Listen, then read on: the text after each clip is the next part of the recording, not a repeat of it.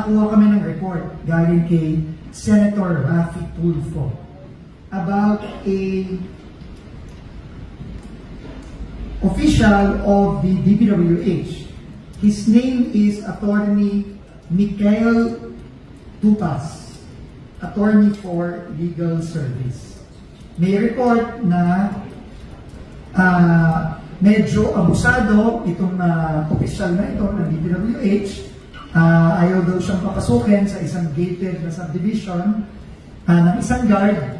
Nagalit siya, pinagmumura niya yung guard, tapos binalikan pa niya, may kasama daw na pulis na, pinahuli pa yung guard na obviously ginagawa lang naman yung guard ang kanyang trabaho. So, I just want to let you know that effective today, I have relieved Attorney Tupas of his position. Relieve ko na siya ngayon. Ito, I will give you copies of this relief order that I signed today.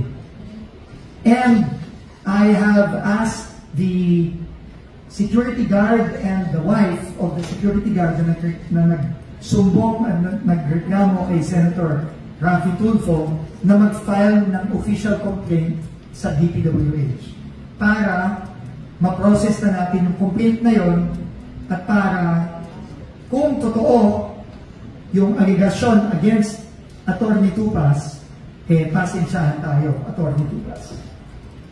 So we will not tolerate abusive behavior dito sa DPWH.